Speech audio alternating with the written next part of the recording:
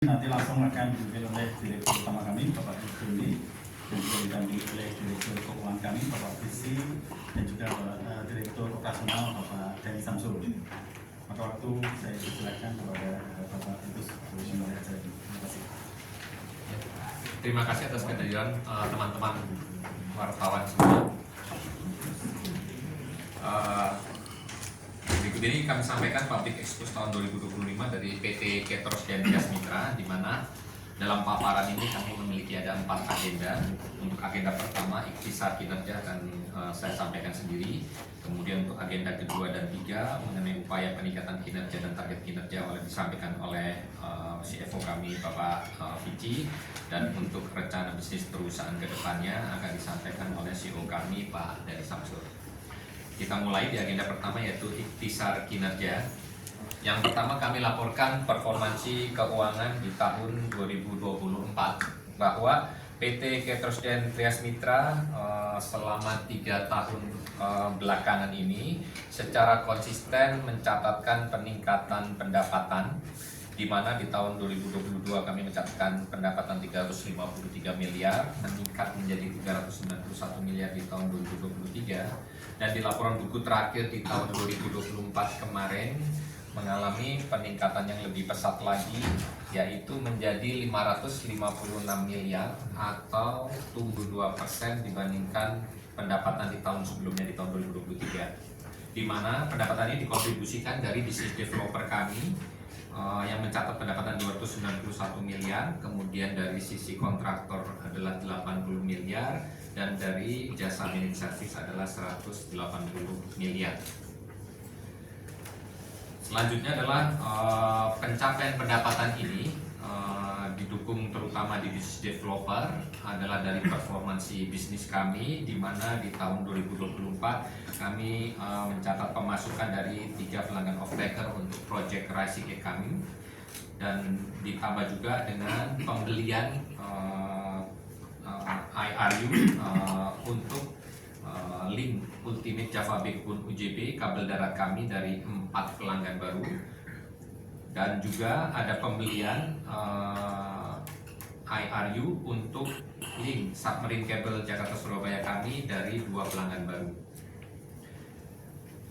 Kemudian dari sisi layanan managed service kami juga mendapatkan kepercayaan dari pelanggan kami, yaitu dari Excel dan Fiberstar, untuk mengelola pelaksanaan layanan managed service dan patroli laut untuk SKKL Palembang Sungai Liat yang dimiliki oleh Excel dan Fiberstar.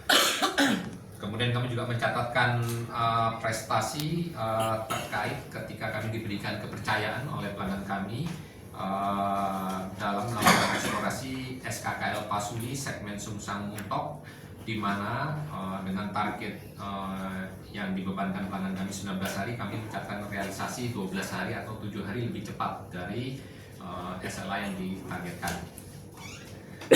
Performansi berikutnya adalah terkait dengan kualitas layanan, di mana kami PT Ketros dan Trias Mitra Tbk selalu berkomitmen untuk menjaga dan meningkatkan kualitas layanan terbaik bagi para pelanggan kami, dan itu terwujud dari performansi layanan managed service kami baik di kabel darat maupun kabel laut, di mana untuk managed service kami di kabel darat jumlah FOCAT yang terjadi di tahun 2023 14 FOCAT bisa berhasil kami turunkan menjadi hanya 10 kabel cut.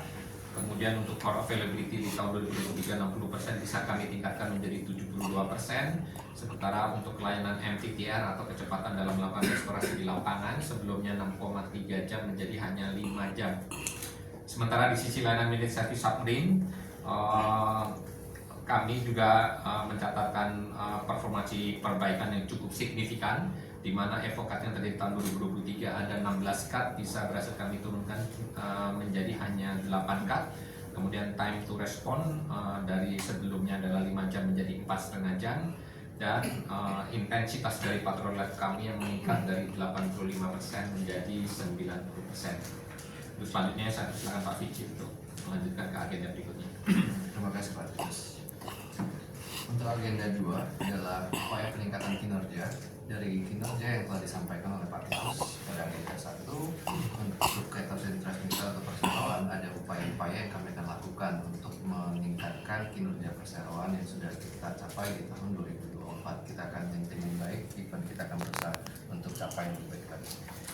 Untuk yang pertama adalah optimalisasi dari business existing. Jadi kita sebagai penyedia infrastruktur telekomunikasi di Indonesia itu kita masih memiliki beberapa jaringan existing yang telah kita bangun dan siap untuk dijual secara RRU kepada telco operator kita.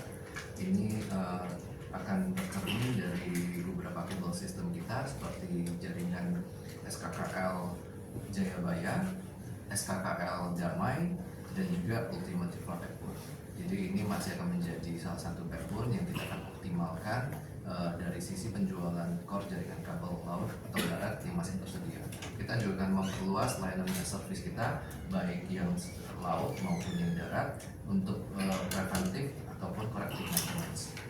Yang kedua adalah akselerasi kesiapan komersial. Kesiapan komersialnya adalah untuk jaringan proyek yang kita sedang kerjakan, yaitu adalah pembangunan jaringan dari Jakarta ke Batam, yang kita harapkan akan selesai dalam tahun ini.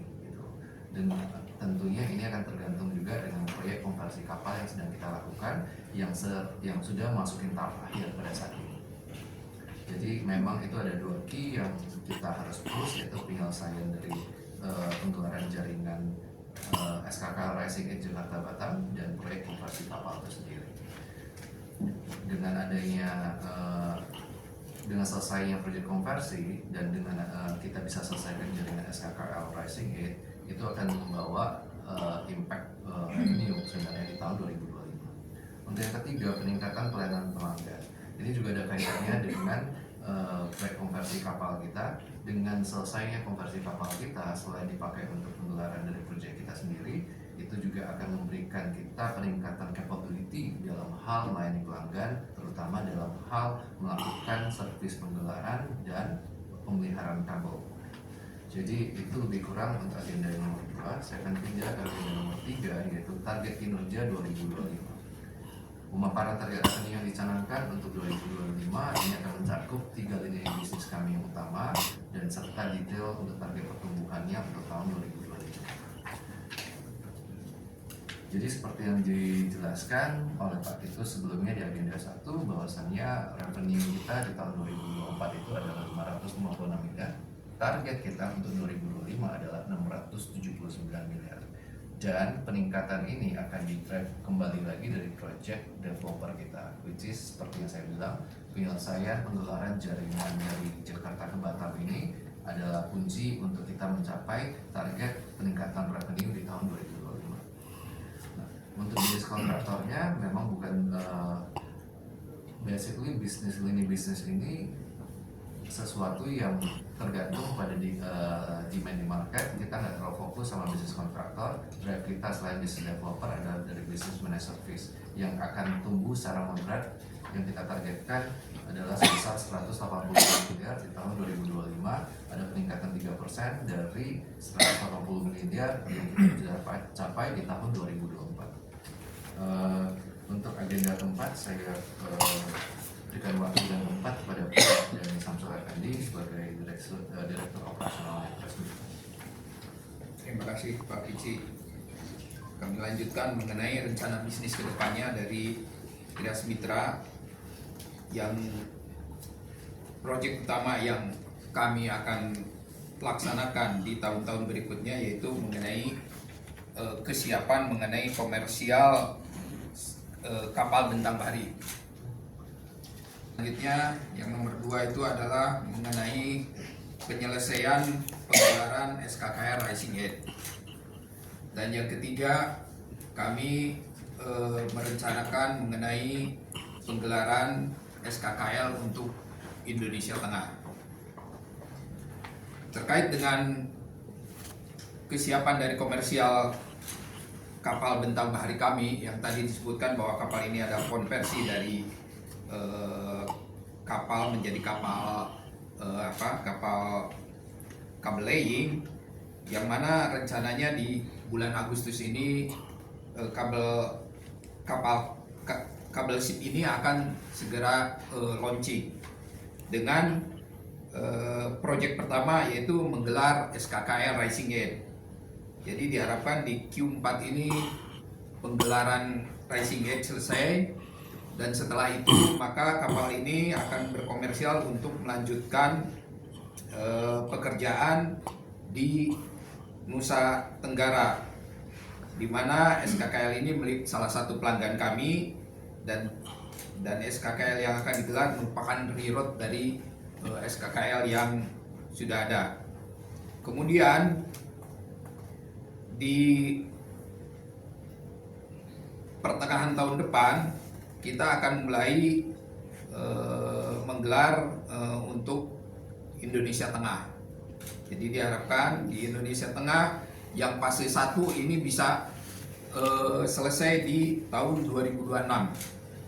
Dan selanjutnya untuk penggunaan kapal ini pada tahun 2027 itu untuk menyelesaikan fase 2 dari penggelaran Indonesia Tengah. Itu rencana untuk mengoptimalisasi dan mengkomersialisasi daripada kapal yang kami miliki, yaitu Bentang Bahari. Selanjutnya mengenai proyek penggelaran SKKL Rising Gate.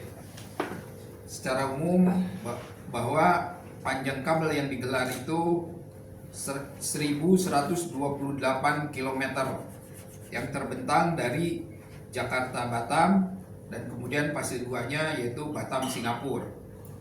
Tipe kabel yang kami gelar berupa SA dan DA yang diproduksi dari NSW Jerman, dan teknologi yang digunakan itu adalah kabel repeater, sehingga kapasitas yang didapat dari kabel ini bisa mencapai 25 terabyte per pair, sedangkan jumlah pairnya itu 16 fiber pair.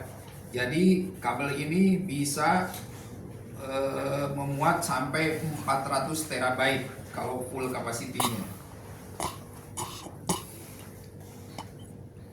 Progres dari penggelaran kabel ini, permit kami sudah selesai, yaitu sampai PKKPRL kami sudah didapat, dan sekarang ini dan di akhir Juni ini kami harapkan izin dari Dirjen Hubla sudah dapat dirilis. Ini masih diproses, tapi target kami itu di akhir Juni ini. Kemudian mengenai materialnya sudah kami terima dari Jerman berupa kabel dan repeaternya, dan itu telah dimuat di kapal Bentang Bahari. Secara komersialnya kami sudah punya 3 off-taker yang berhasil diperoleh untuk yang telah membeli kabel ini. Itu mengenai SKKL Rising Gate. Selanjutnya kami merencanakan pembangunan SKKL Indonesia Tengah, yang mana SKKL Indonesia Tengah ini panjangnya 2.614 km yang terbentang dari Bali sampai Luwu. Itu mendarati 10 kota. Tipe kabelnya itu kabel teknologinya kabel repeaterless. Tapi ini dengan menggunakan ropa, sehingga kapasitas yang didapat itu bisa mencapai 8 terabyte per fiber pair. Kami harapkan akan dimulai untuk fase pertama bisa RFS di tahun 2026, dan fase kedua di tahun 2027. Adapun progres sampai dengan saat ini, 1. Mengenai permit, surat izin rekomendasi 1 sudah kami terima, dan kami siap untuk bisa menjalankan marine survey. Marine survey ini akan segera kami lakukan setelah penggelaran SKKL Rising Gate selesai. Kemudian dari sisi aspek komersialisasinya, kami sudah ada beberapa calon pelanggan yang saat ini masih negosiasi. Itu hal yang bisa saya sampaikan mengenai bisnis Gas Mitra ke depannya. Saya kembalikan ke Pak Titus. Ya. Jadi terima kasih Pak Vici dan Pak Dani untuk paparannya. Saya rasa public exposure sudah kami paparkan dan kami persilakan dari rekan-rekan wartawan jika ada pertanyaan yang ingin disampaikan. Bisa tengah ya, yang kita sampaikan tadi, kalau sampaikan nanti apakah ada bencana terkoneksi dengan IKN nantinya di fase 1 tentu saja kan, kalau saya lihat tadi. Kemudian yang kedua adalah terkait dengan pelanggan kami yang SL yang saat ini sudah manajer dengan PEM, itu pada perubahan dan sebagainya. Mungkin saya Pak itu saya serahkan untuk ini. Ya, untuk yang proyek IKN saat ini seperti yang sudah kami paparkan di dalam proyek penggelaran SKKL Indonesia Tengah, ketika sudah kita rencanakan adalah mendarat di 10 kota. Nah, proyek dari IKN ini bisa dijalankan karena kami juga pada saat mendarat di Pulau Makassar kami juga menyediakan staf kabel. Artinya ada kabel yang bisa langsung disambung menuju ke Pulau Kalimantan, sehingga kami siap mengakomodasi kebutuhan dari perkembangan progres penggelaran kabel SKK Indonesia Tengah ini tidak menutup kemungkinan untuk kita bisa masuk ke IKN di tahun-tahun berikutnya, atau jika ada pelanggan-pelanggan kami yang membutuhkan koneksi dari titik pendaratan kami dari Makassar menuju ke Pulau Kalimantan. Kemudian terkait dengan pertanyaan kedua, ketika ada merger antara Excel dan Smartfren, apakah ada pengaruhnya terhadap bisnis kami? Yang kita lihat sampai saat ini tidak memiliki dampak atau pengaruh secara bisnis terhadap bisnis developer yang kami jalankan, karena bisnis developer yang kami jalankan adalah membangun jaringan yang bisa dibutuhkan oleh setiap operator untuk mendukung proses operasionalnya. Jadi ketika ada penggabungan atau bergabungnya dua perusahaan dalam satu unit tidak mempengaruhi, karena selama ini Excel adalah menjadi pelanggan kami dan sementara untuk Smartfren adalah bagian dari perusahaan yang juga sudah memiliki supplier sendiri untuk infrastrukturnya. Demikian. Terima kasih Pak Dirus. Cukup ya Pak Ica ya. Oke, pertanyaan yang kedua.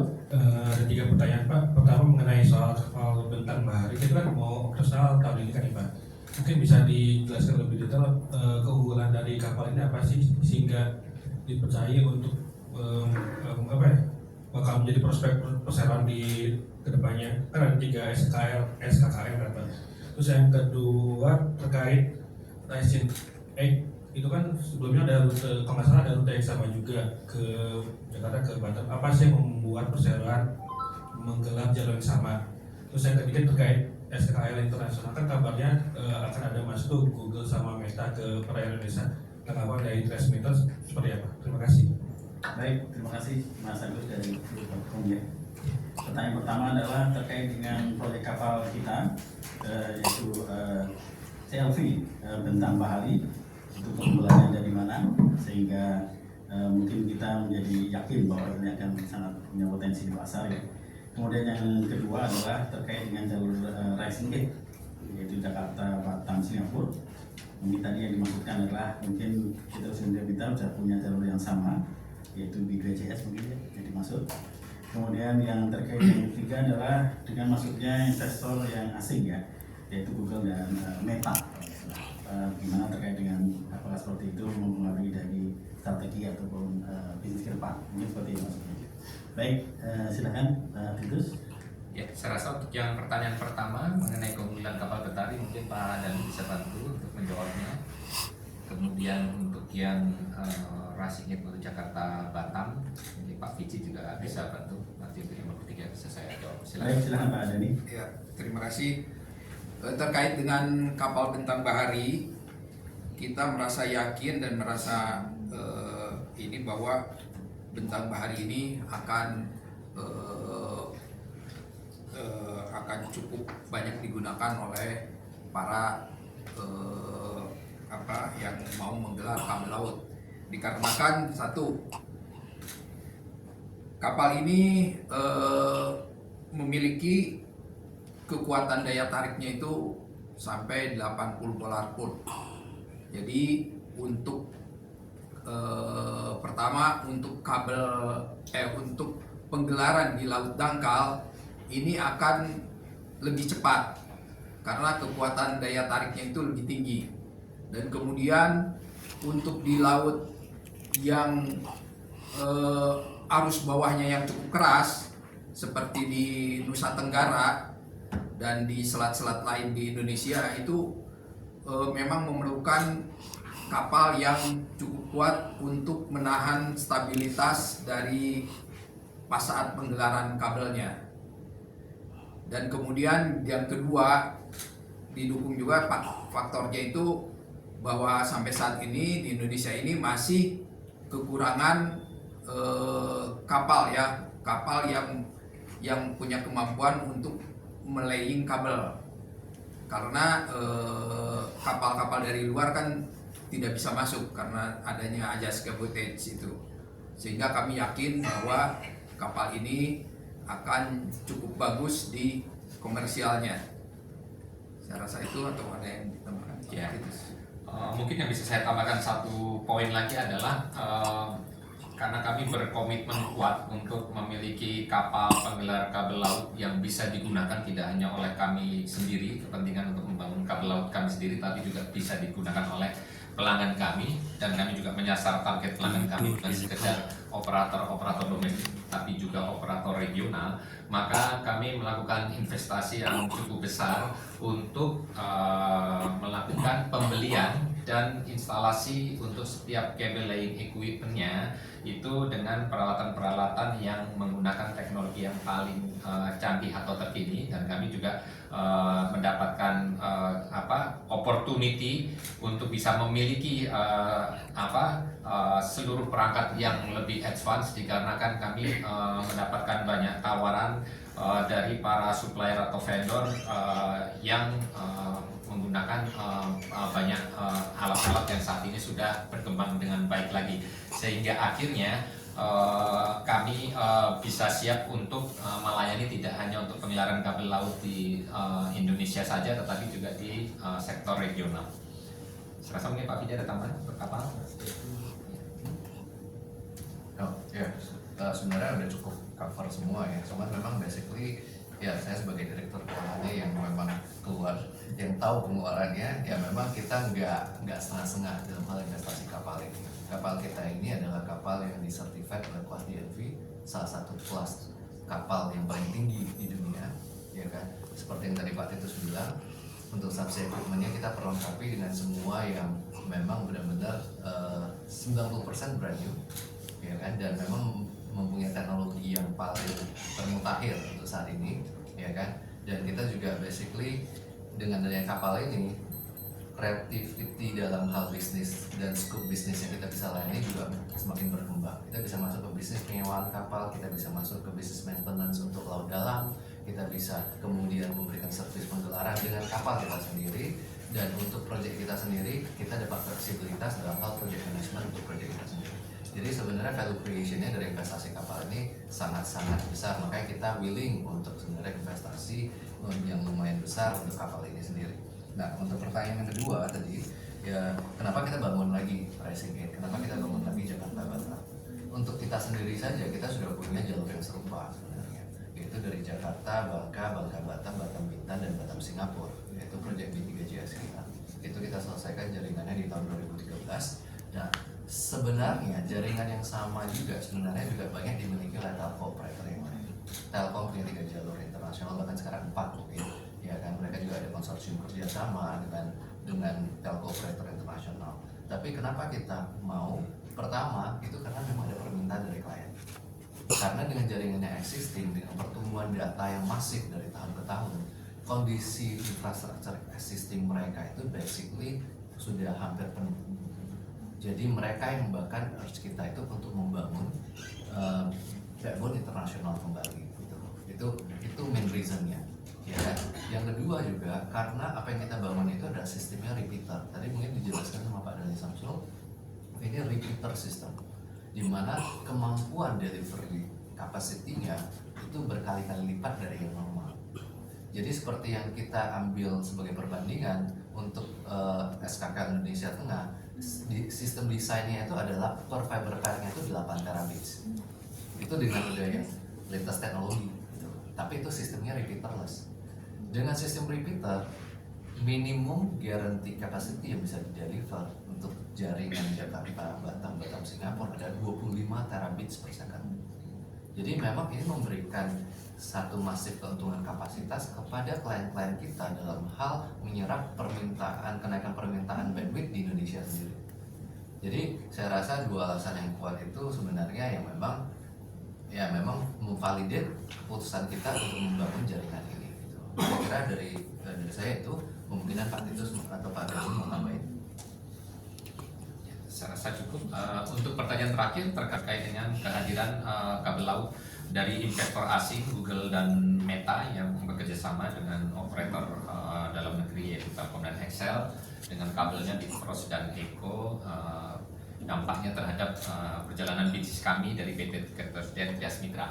Bisa kami sampaikan bahwa kehadiran dari kabel laut Google dan Meta ini tidak menjadi kompetitor langsung bagi kami Ketros dan Trias Mitra, karena pengetahuan kami kabel tersebut hanya melintasi perairan Indonesia, dan jika pun nanti ada layanan yang bisa diberikan oleh kabel laut ini itu hanya dalam bentuk kapasitas bandwidth.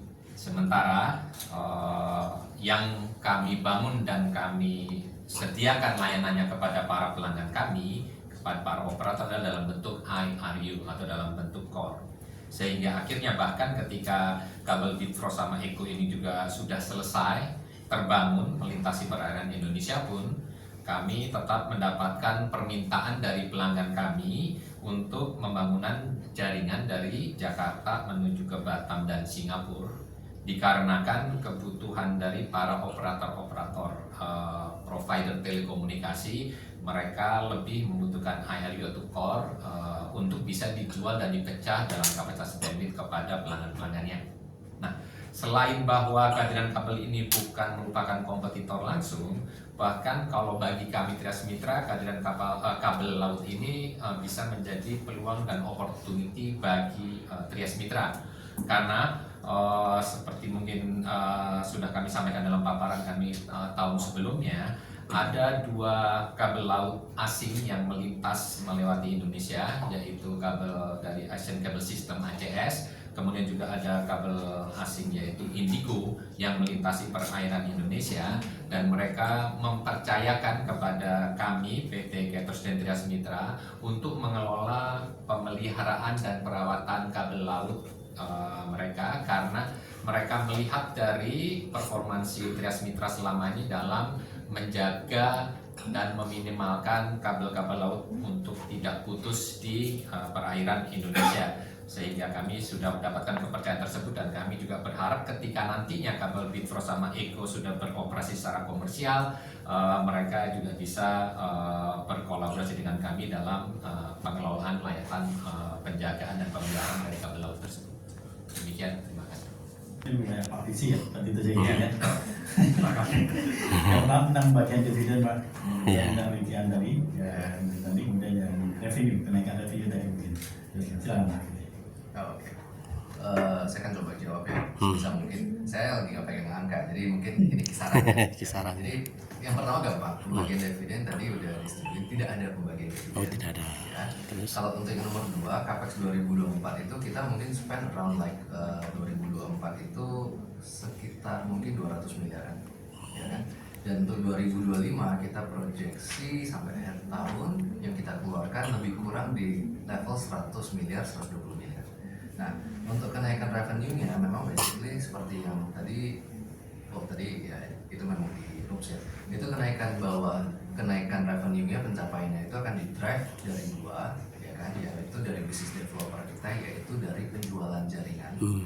Penjualan jaringannya bisa dari 2, dari jaringan yang udah existing yang kita bangun seperti JBA Cable System, Java Cable System, Ultimate Java Backbone. Nah, dan juga dari yang new project, makanya kita lagi kejar penyelesaian dari jaringan yang di Batam.